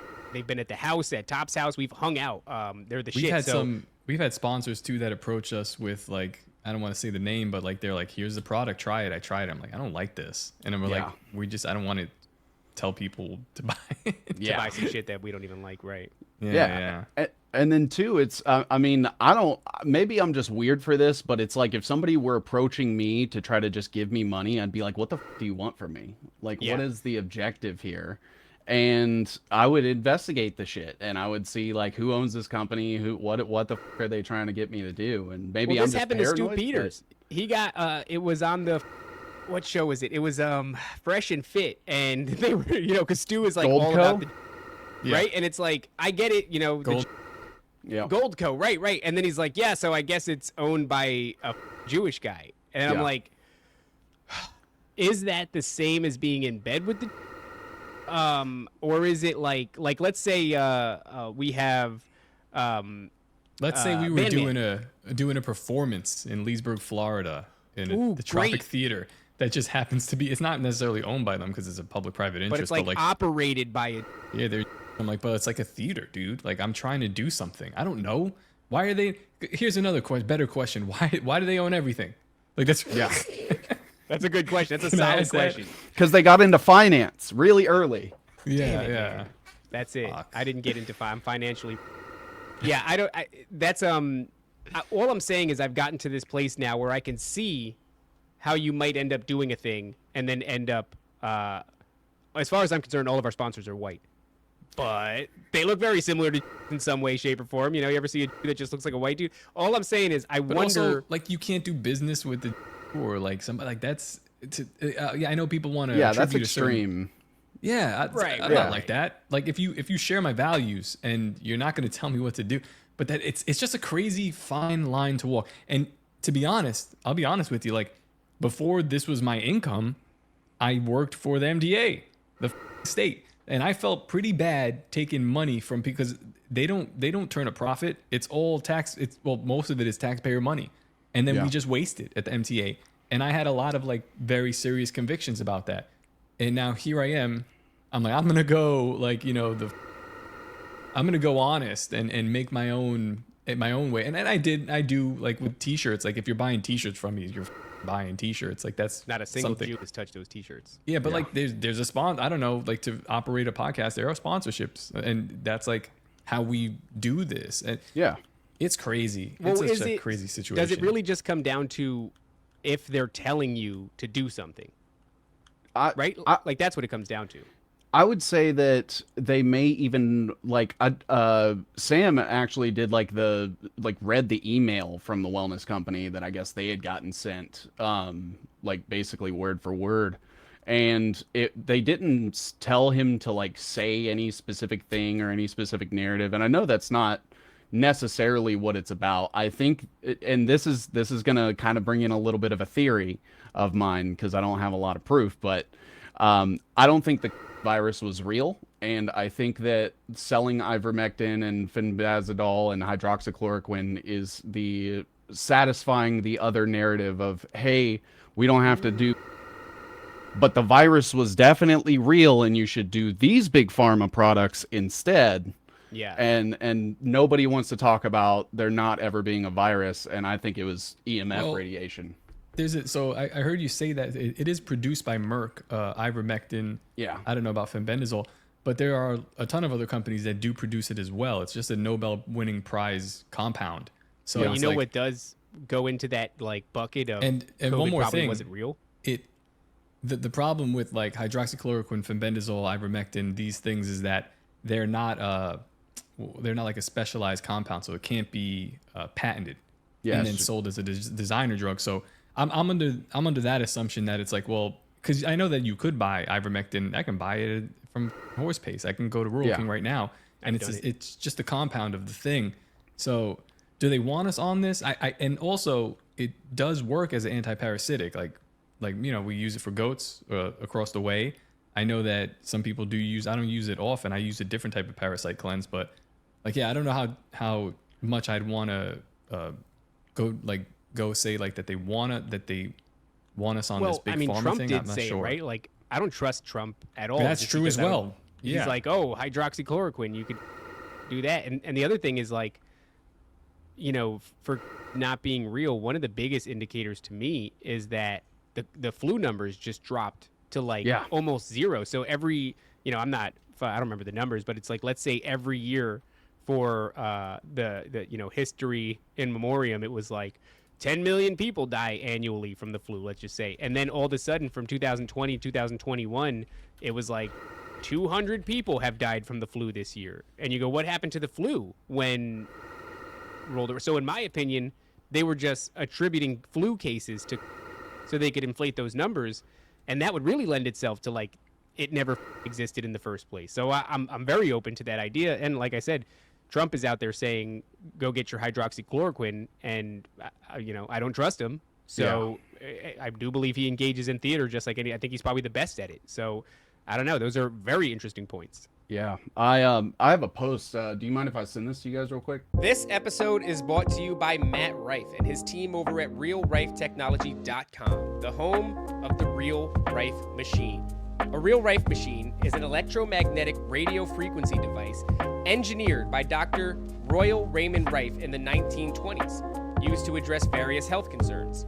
Unlike imitation devices on the market today, Rife Technology was co-founded by Dr. Rife's relatives and longtime friend of the show, Matthew Rife. Real Rife machines are the cutting edge in wellness technology. I personally own one, and I use it all the time. I like to tune my Real Rife machine to the frequencies that help with addiction, to help curb my sugar cravings. Their Royal Rife machine is recognized as a general wellness product by the FDA. They're great for weight optimization and fitness improvement, mental clarity and cognitive functions, sleep enhancement and mood balance, vitality and sexual functions, digestive health and immune boost, skin radiance and endurance boost, healthy blood pressure maintenance, and more. And while you're on realrifetechnologies.com, be sure to check out the other products they offer and use promo code Nephilim for 15% off your entire order. That's promo code Nephilim, Nephilim, for 15% off your entire order when you visit realrifetechnology.com. You can share your screen if you like. Oh, yeah, cool. Pull it up. Cool. We're in the 21st century, baby. That's right. All right. Are you gonna make me look like an asshole right now? Because maybe I won't share your screen. He's like, here's all the information to make you look stupid, bitch.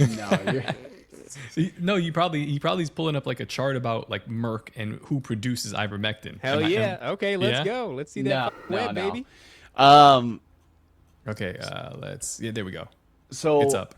I think was the nationwide rollout of affecting our physiology. Ooh, that's interesting. So Trump just announced like a major auctioning off of 600 megahertz for and eventually 6G networks, and then now they're talking about like a new coming out and pandemic. Now there was a study that was done to compare the symptoms of wireless communication radiation from signals and the virus and the symptoms between the two, and these are breakdown. So you have the echinocytes, you have the blood clotting, you have the reduced hemoglobin, you have in the next one the glutathione level decrease, free radicals. Like they're not an exact one for one, but there's so many overlapping similar symptoms to what was supposed to be a infection and what is prolonged exposure. That's glutathione, and I would suggest, like, if you guys, I know long is I don't know, it's debatable, but like if you're having some kind of issues like that, my wife got glutathione and high dose vitamin C IV drips, and I'm telling you, man, when I first moved to Florida, you want to talk about struggle, dude? It was crazy. We thought she was gonna die, but that's one of the things we had her on and turned her around. So, but I'm seeing that like you're seeing level decreases of glutathione, which is like in direct correlation with your energy and your vitamin C levels. So that's interesting. And that's really interesting. And this is like an NIH like PubMed. This was the study that I linked it from, and they have all the shit in there. But so essentially, I think that COVID was a cover up to hide the fact that we're all actually being by this nationwide like wireless frequency that they're just continuing to build out more and more. Dude, and what totally puts its chips in that side of the things is that during the lockdowns, the only thing that was still up and running were people installing towers and shit. It was like really strange because the world was shut down. Where they were like, "Gotta have good internet, baby. Really got to get that internet. It's got to." I'm like, what? Yeah. Why is that considered mandatory? Not mandatory. What's the word that they designated anybody who's still with Essential. Essential. Yeah, I thought certainly not. Good internet is essential right now. And then of course you look at like those situations where plant life that's too close to like a box, it just dies off. Yeah. You know what I mean? And damn, dude, that really You remember is that story that I compelling told to me. you, right? Like early on in the show. Oh yeah. They were sending out a test signal, and man, I beat this story to death. But do you remember like about a year and a half ago, they were sending out this major test signal, and it was like a whole thing. And the conspiracy theorists were like, "Put your phone in a Faraday cage." And well, I did it. I put my phone in a Faraday cage. I went outside with my kids, and at the time they were got a Faraday cage, right? I got an EMF pouch. Hell yeah, there you for go. my phone. Yeah, dude. Yeah, that's. I mean, you got to have one. Shout out to Rife, gave us a little Faraday blanket as well, but I have a little box and. Oh my God! Hold on, I just want to say that. So Marty Mac says I literally never got sick. It had been years. In 2020, lo and behold, I got sick with the flu. I got the flu. I got pneumonia. I got a collapsed lung. I've never been the same since. Yeah, that is crazy. That was all 2020. Yeah. So, well, what happened with that? They were doing a mass like signal test. They were going to send out a signal. It was like for the president was going to, I don't know, emergency. Oh, it was signal. an emergency test, emergency broadcast test, something like Was that. Yeah, that to the the Hawaii thing? No, that was No. where they accidentally sent the fake notifications that Oh, they were yeah. sending missiles to Hawaii. Those poor Actually, people. very funny. That's right, Yeah. that's right. So crazy. No, this was like a test of the emergency broadcast system for I don't know if it was Biden. It was or a presidential emergency broadcast. Yeah, Was it I remember Biden? them doing that. It was like a FEMA thing, right? something like Yeah, I that. think so. Something along those lines. It was like it's going to warn you about a tragedy or like when Jesus Yeah. comes back or something like that. Yeah, yeah. So I put my phone in a Faraday cage and I'm like, come on, kids, outside. And we're outside. We're on a trampoline and we're far from my house. But I have people in here working and I'm not going to tell them like, hey, turn your phone off, man. There's radio waves everywhere and they're going to give you. So I just I don't say anything. I go in there and it's the craziest thing because I'm laying on the trampoline and my kids are bouncing and I'm like, do you hear that? The bugs in the trees that are like above, they start vibrating and I'm out there often and you'll hear the cicadas, but in unison vibrating like crazy. And Yeah. my daughter's like, sounds like a lot of bees or something. It was like, and I was like, yo, what the And it was like, if you could see the wave, it came to the trees, passed through the trees into my house, and I could hear all of their phones start going off with the signal, like the emergency alarm. And I'm like, Like oh it my, actually traveled in a wave. And like a thick wave, just like a thick beam all the way over the trees. It disturbed the bugs, and the bugs were like, what was that? And their phones went off, and I was like, oh my God, like what did I just, I'm like, I hope I'm crazy. I hope I'm crazy. But what I think I just saw there was actual electromagnetic waves going through the atmosphere here and the effects that it has on bugs. And if you think it's just affecting bugs and not you, you're out of your goddamn mind. right. Yeah. And I mean, you have to think like we're not decreasing the EMF by any means. Like we're building more towers. Trump was talking about auctioning off more 600 megahertz signal, which is like the longest one. It's supposed to be able to permeate like cinder block walls and stuff. And satellites. Elon is launching satellites everywhere. And he's I think like Cambodia, the Congo can now get on the internet. Mistake. Yeah. Mistake. And the frequency, like the frequency that they need to beam from space, whether you believe it's a balloon or like a machine satellite, whatever that is, has to be stronger than the cell networks. And so you're getting a more concentrated beam of EMF, and it's going directly into your house to hit the Starlink receiver. This is what I have. And again, so like, I guess I'm a huge hypocrite, but like before I was dealing with DSL and this is my job. I literally got it. It's right there. Yeah. I mean, it's like you have to. Like, they don't give you another option if Which you want actually to. reminds me, it's a you great know. time to take a break and say this episode is brought to you by Starlink. We would just want to thank the folks over at Starlink and Elon Musk for bringing us really fast And the internet. If you want Antichrist. Really fast internet. Hail Use promo Satan. code Nephilim. Um, And also, God bless Israel. Please, but so I don't think it was like like a mistake that Larry Ellison came out and was talking about like, and like the lady from the CDC that we have now, her name's Susan Menarez. She's from the biotech sector of DARPA, and she's talking about them coming out with like tests that you do at home, where you would either do like you would breathe into something or you would do a piss test, and it would be able to detect in people. And I think this EMF and all, these huge waves of things that are coming are going to make a great spike. I was even talking about this back in April with, you guys know the Last American Vagabond?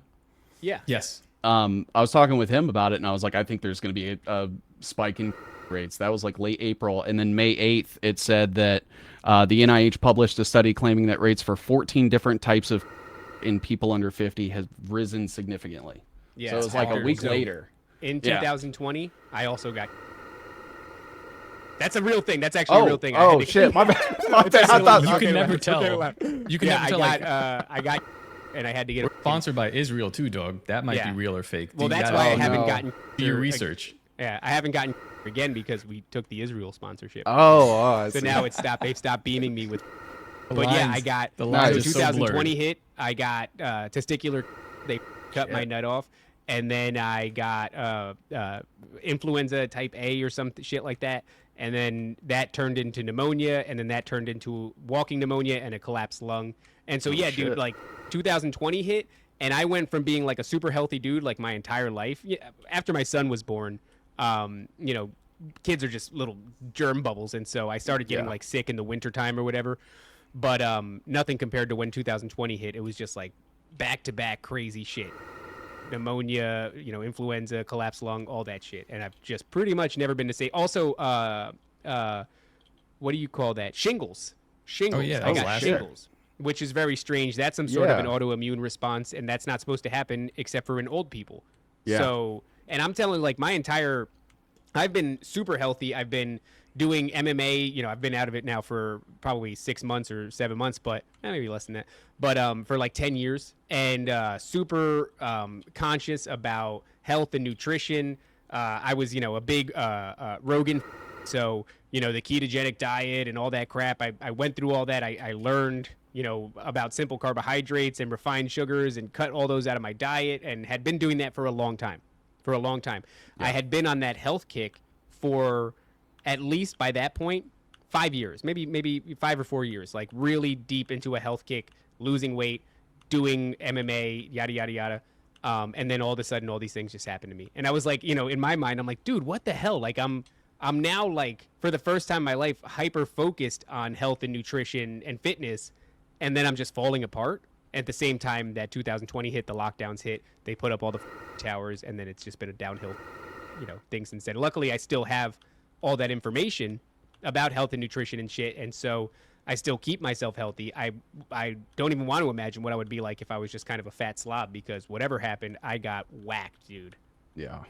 Not good. Yeah. Well, I'm glad you made it on the other end, man. But yeah, I thought you were just like, oh, and I also, I got a C-section that year. No, I aborted it. It's fine. Yeah, man. I think you're right. Top and I talk about it a lot. There's going to come a time, hopefully, at least we'll get to a time where people will look back, provided we don't all die or end up in FEMA camps or some shit. We'll look back and we'll be like, dude, the signals and what it was doing to us, the spike in rates, and Bluetooth, all this shit, like what it's actually doing to us, I think is just, it's turning us to, in so many ways. It's just passing through us. You're talking about 6G that has the ability to pass through, what did you say, cinder block? Yeah, like the frequency of the signal or whatever can like work its way through the pores of the cinder block. And then what? 7G is gonna work through the pores of your body. or lead. You know what I mean? Like, Yeah. if that's the name of the game, if it's trying to figure out how to fit these waves through smaller and smaller orifices, we're going to be in huge trouble if we don't figure this out soon. It's going to be like, we're going to look back and be like, the shit that we subjected ourselves to was absolutely insane. You know, you think that subjecting ourselves to an experimental was bad. Wait till you figure out that we, exposed everybody, our children. We gave them tablets. We sat them next to I finally got off the Spectrum and on Xfinity, and it's now the box. And I was like, I don't want it in my room. Yeah. I need internet because of what I do, but shit, man, I at least got to like keep it in the living room or something like that. So now I have this hideous wire Ethernet cable going through my entire house, but it's like you're just trying to protect yourselves, but you have no real way to do it. There's nothing that has come out. I guess you have Faraday boxes and these blankets that block whatever it is. It's not realistic. Yeah. It's not realistic, dude. It's not realistic. So we're just killing. We're killing. Well, what do ourselves. you? Yeah. I guess maybe as cope, this show has leaned on God, not as cope, but like we've kind of discovered as we look at like these modern political issues, they all have this, like we look at them through a biblical lens, and we're like, yeah, there it is right there, huh? That's we've been warned. It says this stuff. I fully lean onto that. David fully leans onto that, and I don't think that you're like religious in any way. And I wouldn't even say that I'm religious, but I do have a very strong belief in God and what's been told there. What do you think? What the hell do you think happens here? Because how does this it's not end? just. It's not just in this boondoggle, David, is tied quite nicely. Very disrespectful. So this is something that I'm always like contending with myself, because the entire reason that I got into this was because I figured out what I feel like to the core of my belief is going on around us, and it like shook me so bad that I felt compelled to like just drop everything I was doing and start doing this. Yeah. And I think that, I don't think there's going to be a mass awake. And this is just me being like realistic. A lot of people are like, oh, you're being blackpilling, you're being depressing, you should offer solutions. People need to save themselves at this point. Like that's where we are. You need to, because there's not going to be a one size fits all solution. That's the thing we're trying to avoid, globalism. Right. And that's everyone's what they're trying to push us towards, right? They want us to beg for big daddy government to come along and solve all our problems, consolidate our failing economy, and all this shit. I think that's what they're doing. Perhaps what you're explaining could be why I've ended some friendships here, because like we said, with the theater owner, when he presented me with those array of words, I'm like, I can't save you. I can't convince you. We're very late in the game, you know, and I need to do something else. And I was right. I could have been wrong, but I was right ultimately. But it's just like, well, that's what it cost me now. Yeah. And And it's one of those things where like I'm not some special guy. I'm not trying to be a leader. I don't want to tell people what to do, or I would have been a politician, right? Like, and trying to figure out like what works for every single person in their own specific use case and within their own means and shit. Like that's never gonna work. People need to, and this is like what I'm personally doing, is I need to take personal responsibility for how much I am allowing myself to be ingrained in this shit, and limit that to whatever I'm comfortable with. So I don't think there is a way to completely remove yourself, especially when we're talking about like in the satellites and shit, but find out how comfortable out of the matrix you are with getting, and then make sure you get there and bring everyone you care about and everyone close to you personally. And maybe if we add up enough people, it will eventually lead to something. But I and this goes back to my like discourse with the Ian Carroll shit, is I was pointing out that he's associated with Mike Flynn. He's, he was a big Trump cheerleader. He, his buddies are really close with Brock Pierce, who was an Epstein client.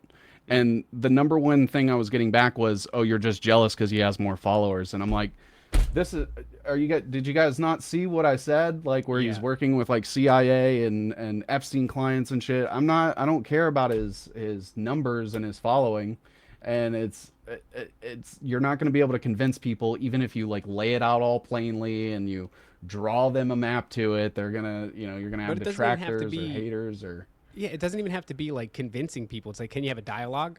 Yeah. Can you consider these things? Like, hey, what does this mean? Yeah. What am I looking at here? Why does it look this way? You know what I Yeah. mean? Do you have any sufficient answers? Is there something to engage in here? But people say, yeah, you just want this or you just want that. But it's like, I don't know. We've been going back and forth and we've been busting his balls a lot. We troll him. We go back and forth. It's like, I do like him. That's where I've gotten to. It's like let's say like Alex Jones, for example. Like, I think the dude, if I was some member of an intelligence agency, I would look at the Alex Jones show and be like, we got to capture that shit. Yeah. Because it's incredibly influential. Yep. Same thing with Joe Rogan, right? It's incredibly influential, and it would be massively beneficial, when it comes to that like Cass Sunstein cognitive infiltration shit. Like you want to infiltrate these conspiracy theory groups. You want to place your leaders, in places of influence among them, and you want to steer the dialogue. And so I look at those two ships, Alex Jones or Joe Rogan. I go, these are really nice ships. I'm not following that guy, but who's that? Yeah, like I look at Alex Jones and I go, I'm not following that guy. Right. But then on the other hand, if I had Alex Jones on this show, we would have a lot of fun. Oh, we'd have a lot of fun. Like it would be hilarious. Yeah. That's where I'm at in this is like, I don't know who's a Fed, but I totally don't think it's unreasonable to suspect that somebody's been captured one way or another. But also like, where we stand, at least the reason that I have that feeling. You're a Fed? Like, oh, you're a Fed? Say with me. Yeah. Come over here and say with me. Yeah, that's exactly like I've gotten to the point where I believe in God and I lean on God to such a degree that I'm not worried about that. I'm not going to get led off a cliff by Alex Jones. Yeah. And I've also gotten to this place where like I don't know who's left to wake up, Seven. I don't know who is asleep that is going to actually wake up. I think we're so late in the game, and I've spent so many years like trying to have personal one-on-one interactions with people to be like, oh, the lizard people and and it's just like, and you could see what happens to people. They glaze over, they're not receptive, and then here I am years later, those people that I spent all that time preaching to, they're not here. They're not part of the conversation still. So I've gotten to the point where I'm making content for the love of the game and the love of truth, and I just genuinely find it interesting. I want to explore these ideas. And since I'm leaning on God and I put my faith in God and I'm doing whatever I can for myself and my family and my community, I look to Alex Jones and I go, probably a Fed. I'd have a drink with him. He looks like he's a lot of fun. To be in the room with Alex Jones when he gets shit-faced and he starts screaming about interdimensional child, like, oh, dude, what? I would love to be there in that moment and laugh and have a drink and shit and then just go back to my shit where I'm like, that guy was probably a Fed. Yeah. You know what I mean? Because do you get to that point, Seven, where you're like, these motherfuckers aren't gonna wake up? I don't think they. Yeah, I mean, I posted something yesterday about that, and I was like, people are, and we're so fucked. Yeah, that was like I saw that, and I was like, he's not wrong. Yeah, he's not wrong. Yeah, and it's. I think everyone's waiting for a shoe drop moment, but the shoe's been in free fall for like 30 years now, and so we're conditioned to what should be wake up calls every single day is just normal life.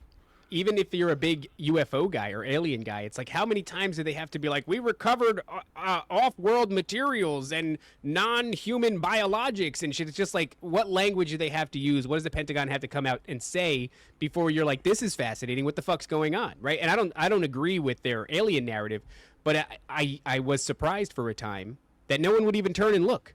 No one would even turn and look. They're saying crazy shit, man, and you won't even look at this. And it's like, oh, maybe that's just how deep we are in the game, where some people are so deep in the programming, and you can call them whatever you want, NPCs. I don't know if that's real. I don't know if people really don't have internal dialogues and monologues or whatever. I don't know if that's real. But I know that there are some people that are so deep in the programming, right? Because I do think that's scaled now. I do think we're all subjected to it. I think you're so deep in the programming and you're so lost in the grind of life that there's no shaking you awake. Yeah. There's no shaking you awake. And so I'm like, I can't not have fun. I certainly can't not have, I have to have fun. This has to be a good time for me because if not, then I don't know who's on the. There's a couple of people that are on the internet. There's one guy named Truth Seeker, and he's just like he'll take a picture. He's not having fun. He's like freaking the out, and I'm like, I get it, kindred spirit. You're looking for something that's true. So am I. But you look miserable, dog. Yeah. He's like spiraling about everything. And there's a couple of people that are like that are just so mad. And I went through that phase. And it got me nothing but like heartache and stress. And it made me heavy. Yeah. It made me really heavy. It bogged me down. And it wasn't good for me. And now I'm in a place where like I can go to anybody. Even if we had Ian Carroll on this show, I'd be like, listen here, you fed, tell me something cool. And he'd tell me something cool. And I'd be like, that's Tell me about dude. What's up with the bracelet, though? Tell me about your mustache a little bit. Tell me about your mustache. Where'd you get that mustache? Who paid you to put that mustache on? You know, like fun stuff, cool stuff like that. And I don't know, man. I just think that we're at this point in the development of the narrative, the development of the theater, where maybe we're coming to the climactic conclusion. Maybe, I don't know. But nobody's going to wake up until they hit you with the big twist. He's saying like the shoe dropping is perfect. Like there should just be an ongoing gif of a shoe just twirling into blackness, but it never hits. It's been feeling like that for at least 5 years. Definitely, I mean, let's say 2016, right? Yeah. It's maybe even before that, but that's like kind of when I started to get real, like pay attention, clued in. But 2008 too, people were calling Obama the Antichrist. This shoe's been dropping like a motherfucker. Yeah. And it's like, how much more could you do? Like 7G? All right, so we're now like. I think it's going to get to the point where some people aren't going to wake up until private military contractors or robots are busting in their house to go throw them in the Eric Prince detainment camps, and they're going to be like, "Oh shit, I should have. What's going on?" And it's like, it sucks because you can't save everybody, especially if they don't want to save themselves. Yeah. And like just looking at the discourse that we have today, where people can't make sense of anything or agree on anything. This has been going on for at least 100 years, where like, who knows whether any science or history or whatever happens is actually what's going on, and that there's not more going on behind the scenes. And that has been the foundation that America has built its narrative on. And so even the things that we, are conditioned to grow up and believe, those could all be outright fabrications, and we don't even know where to start. Yeah. You know? I think that we are bearing witness to a very masterful deception. It's so multi-layered. It's so ancient. That's why I lean on the spirituality so much, because I go, no one man would ever see the fruits of his labor of a machine that was set in motion for what appears to be thousands of years. Yeah. And so there's got to be something spiritual behind this. And then once you start looking there, you see the earmarks of it everywhere. And then from there you can start to kind of figure your way out through things. But I want to ask you this, Seven. Wait, one second. I just want to let him know the crux of this show, because you've been on twice now when we've never spoken about the Nephilim, and this is called Nephilim Death Squad. But the crux of the show is like biblical prophecy. They ask him, what will it be like in the end times? And Jesus says, it'll be like the days of Noah. And then you go back to Genesis 6 and you read about, the Nephilim were on the earth in that time, and they were on they were on the earth after as well. And you read about, his genealogy. Well, Noah was perfect in his generations. And it doesn't mean that he was like a sinless man. It means they're talking about bloodline. They're talking about genealogy. They're talking about corruption.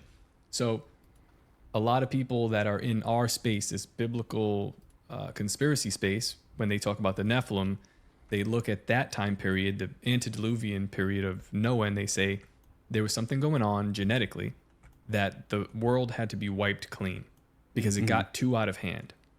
And you say, well, what the did that look like? That maybe was a Nephilim going around and just everybody? Because that's how it started, right? They take their female wives, their human wives, and they create the Nephilim, the giants, and then they continue the Raphaim, the Gibborim, and the dilutions of that bloodline, which are probably some of our elites right now. And there's no physical way for you to have sex with every human being except for one, if you believe the stories. But all the stories are similar throughout mythology. And then you look at today, and we're looking at signals. We're looking at shit that they're over our heads, putting in our food. And I'm starting to think like, well, I don't know, David's body rejected his own ball. Yeah. Like, yeah, dude, how much of me is human? You know, how much have they corrupted, and how close are we to, it'll in the end times, it'll be as it was in the days of Noah. Like, at what point do you get to a point of no return with humanity where like they have corrupted too much and there is just no turning back, and this is the stop?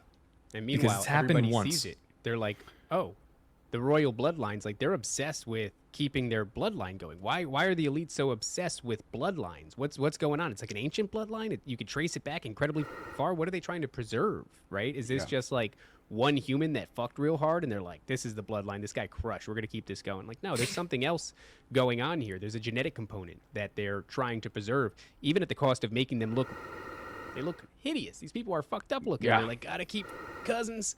Yeah. Gotta keep cousins because it's very important to keep this genome. It's the transhumanist agenda, which I know that Seven is like, you're all over as well. So it's like, man, how close are we to whatever you think comes next?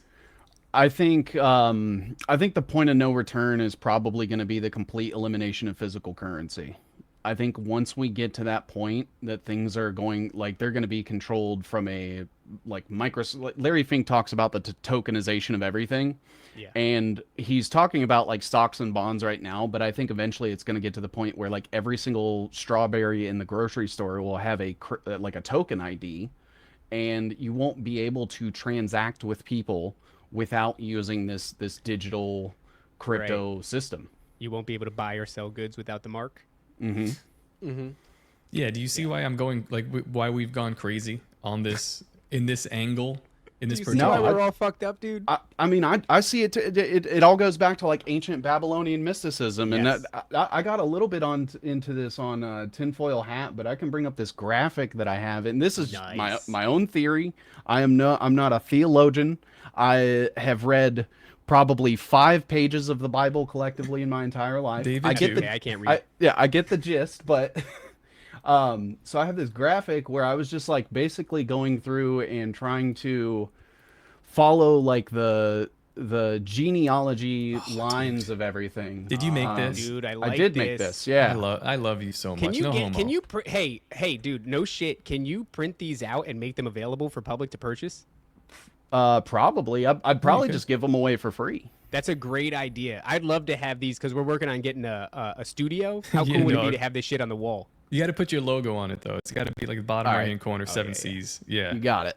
That's cool. So I was looking into, like physical locations based on, like, historical reporting of stuff, as well as I was translating things to Hebrew, Arabic, and Aramaic. Just because those were, like, the 3 main languages spoken at the time.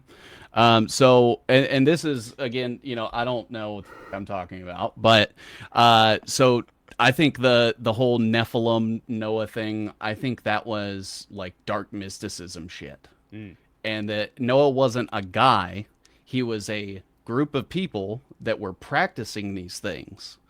And when it talks about son in these things, son doesn't always mean, like, direct descendant. It could also mean follower, or somebody that is, like, trained in your customs and your belief systems. And it talks about him having 3 sons, Japheth, which was, like, the fairer skinned one.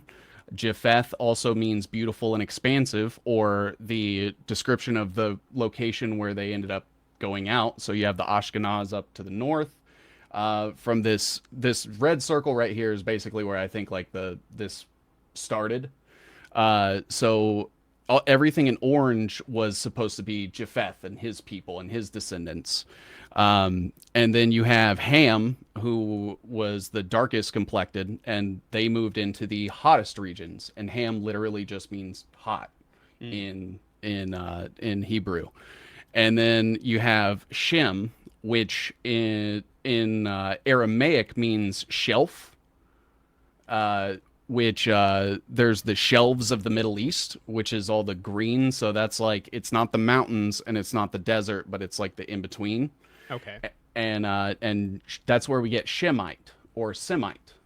the word is the people that were supposedly living in these areas, and it talks about the shelves of the Middle East geography refers to the coastal plains bordering the major bodies of water like the Mediterranean Sea, the Persian Gulf, the Red Sea, and the Arabian Sea.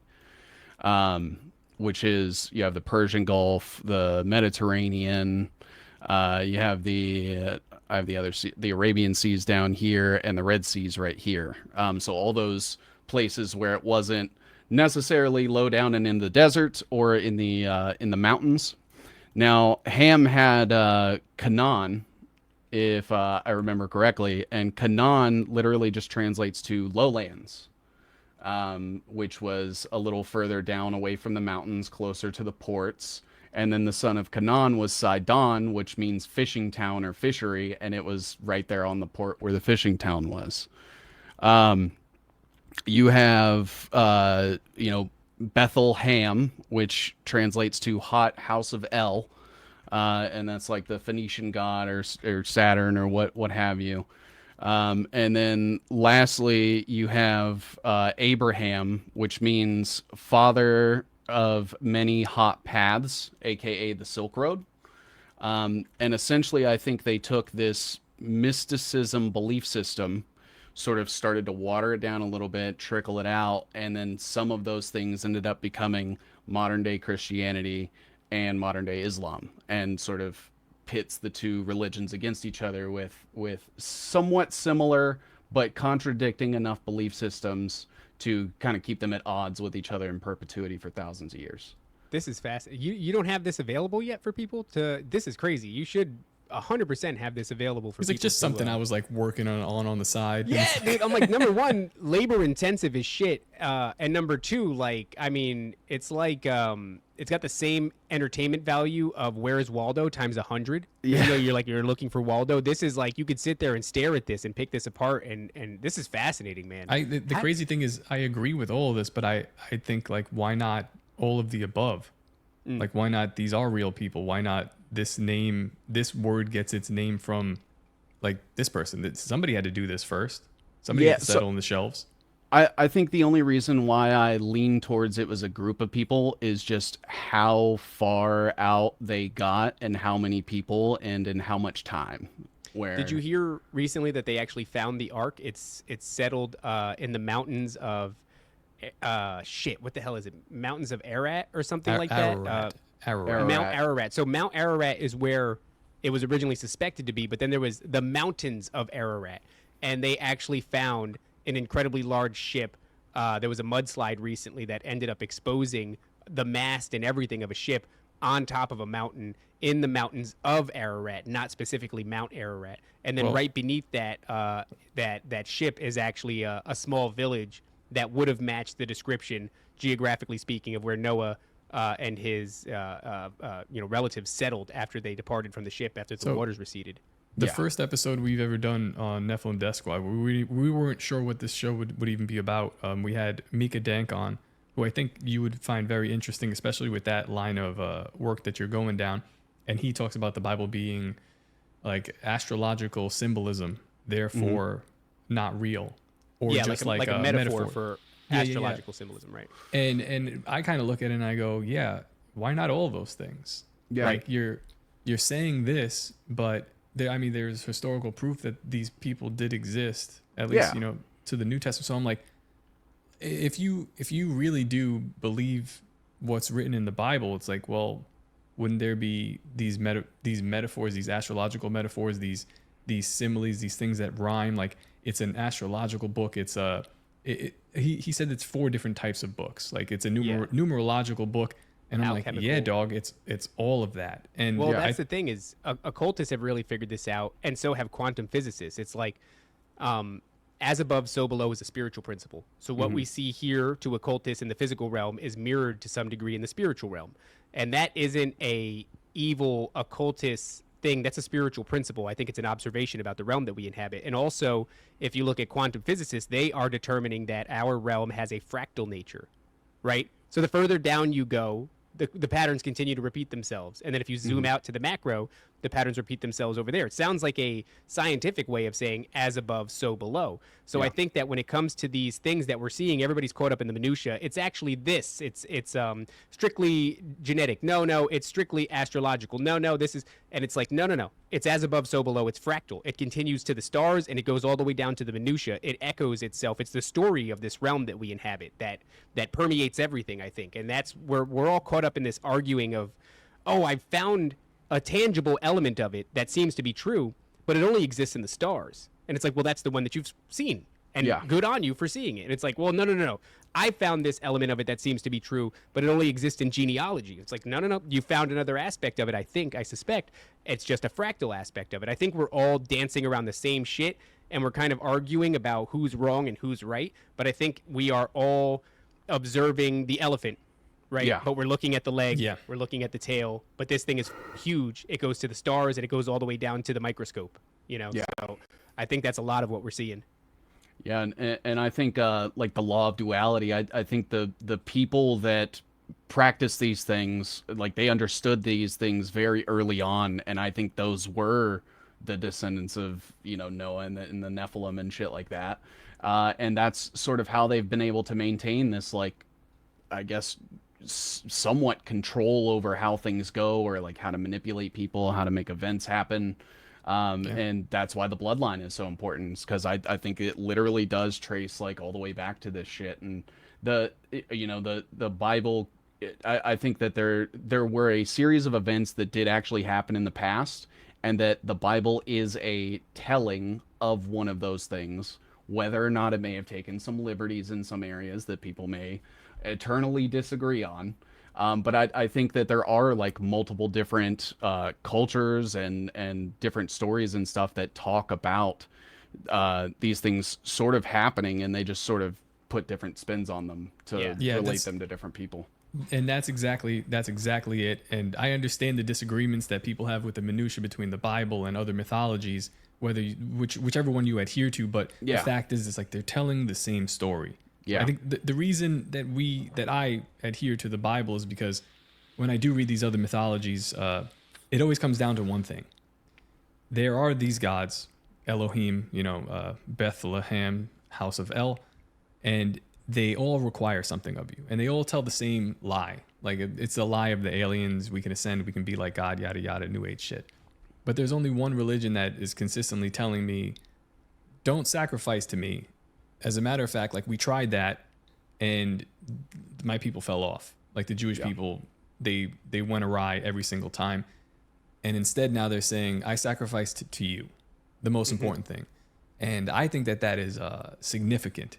Yeah. So maybe it's a bias, but I'll go with the best suit for me and the thing that I think works. I mean, it's proven in practice for me, at least. But I was like, there's one religion that's, there's been a sacrifice for me to get stuff. It's like kind of self-serving, but hey, why the am I going to kill a chicken and burn it, consistently to get rain or something like that? I was like, I don't know. This guy promised me something better, and I'm going to see it through. I think it's better. But, well, anyway, you're right. They're telling the same stories, man. As above, so below, as in heaven, so on earth. And it's like, nothing new under the sun. We're told the same stories. And here we are again in the days of Noah, I believe, looking at what could possibly be like, we're coming close to something. What do you want to call it? The rapture? You want to call it the Kali Yuga? Something. The AI singularity. Right. Yes. Whatever it is. Maybe it's all different names. All of these things. Yeah. Right. All of the above. Why not everything? Right. Let me ask you something, Seven. Are you having fun? Are you having fun? Oh yeah. Yeah. Always. Always having fun. Good. I know you're going to be there, man. Right. We last time we talked, we invited you to Bohemian Grove. It's upcoming soon. What the hell is today? Today's the 10th. We got 10 more days. I don't even want to think about it. But you said you're going to be there. We talked in DMs. Is it true? Are you going to come and hang out with us? After you guys move the venue, then I booked my hotel. Perfect. See, things are meant to be. Things play out very nicely. I am so sorry about all that. I tried. All good. Yeah. We are so sorry about the...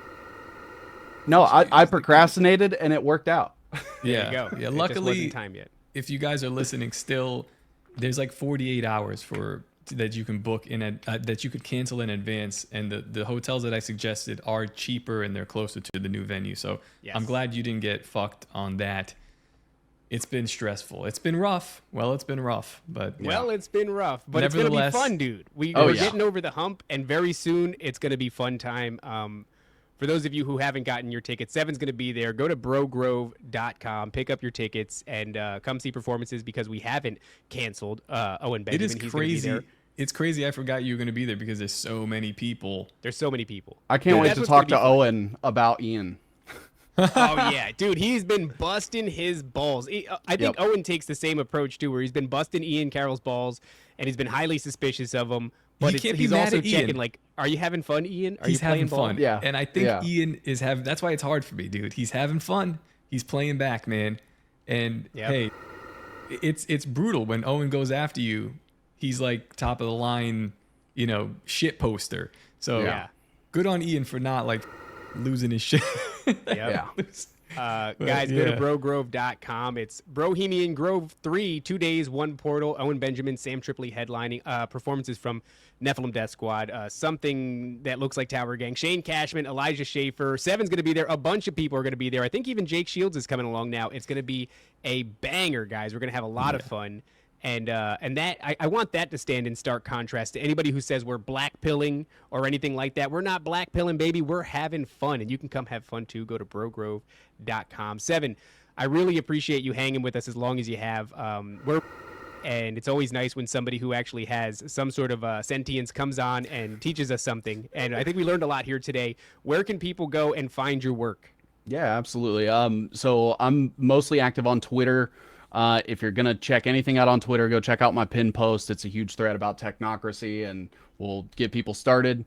I stream on there, on YouTube, and on Rumble weekly, where we're taking those big webs and stuff that people see from me all the time, and we're mapping them out in real time. And it's showing people like, hey, this is, what I'm doing to research, how to vet things. We're sort of like crowdsourcing everything.